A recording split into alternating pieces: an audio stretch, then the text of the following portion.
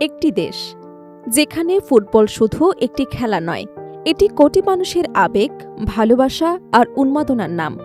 বিশ্বকাপ এলে শহরের অলিগলি ভরে যায় ব্রাজিল আর্জেন্টিনার পতাকায়, জার্সিতে রঙিন হয়ে ওঠে পুরো দেশ।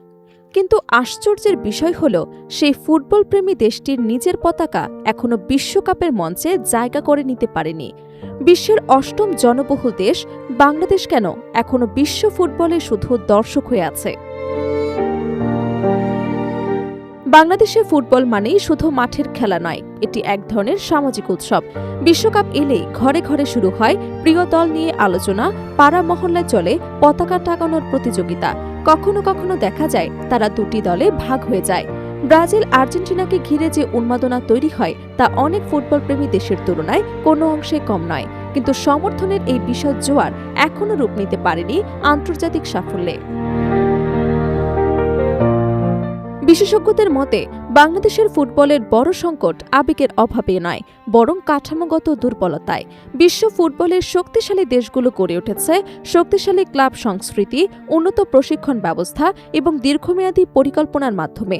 ইউরোপের অনেক দেশে ক্লাব শুধু খেলার জায়গা নয়, এটি প্রতিভা তৈরির একটি পূর্ণাঙ্গ প্রতিষ্ঠান।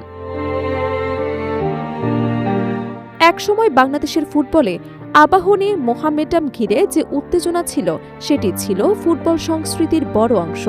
কিন্তু সময়ের সঙ্গে সঙ্গে সেই ধারাবাহিকতা অনেকটাই কমে গেছে। পর্যাপ্ত মাঠ, আধুনিক প্রশিক্ষণ, বিনিয়োগ এবং বয়সভিত্তিক খেলোয়াড় তৈরির ব্যবস্থাপনা না থাকায় অনেক প্রতিভাবান তরুণ ফুটবল থেকে দূরে সরে যায়। এরপর ক্রিকেটের উত্থানও বাংলাদেশের ফুটবলে বড় প্রভাব ফেলে। ক্রিকেট আন্তর্জাতিক পর্যায়ের সাফল্য এনে জাতীয় পরিচয়ের নতুন জায়গা তৈরি করলেও ফুটবল সেই ধারাবাহিকতা ধরে রাখতে পারেনি। ফলে ফুটবল অনেকের কাছে ভালোবাসার বিষয় হলেও পেশা হিসেবে এখনো অনেক তরুণের কাছে অনিশ্চিত। তবে আশার জায়গাও রয়েছে। বাংলাদেশের নারী ফুটবল দল সীমিত সুযোগের মধ্যেও আন্তর্জাতিক পর্যায়ে সাফল্য দেখিয়েছে। তারা প্রমাণ করেছে সঠিক পরিকল্পনা, প্রশিক্ষণ এবং বিনিয়োগ থাকলে বাংলাদেশের খেলোয়াড়রাও বড় মঞ্চে প্রতিদ্বন্দ্বিতা করতে পারে। বিশ্বের অনেক দেশ পরিকল্পিতভাবে ফুটবলে এগিয়েছে। জাপান, ভিয়েতনাম সহ এশিয়ার বিভিন্ন দেশ দেখিয়েছে দীর্ঘমেয়াদী পরিকল্পনা, সঠিক ব্যবস্থাপনা থাকলে অল্প সময়েও পরিবর্তন সম্ভব।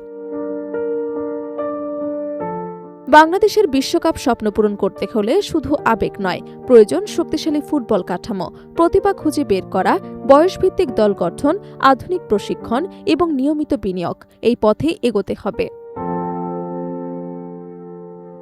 কারণ একদিন ব্রাজিল আর্জেন্টিনার পতাকার পাশে বিশ্বকাপের মঞ্চে উঠতে পারে বাংলাদেশের লাল সবুজ পতাকাও।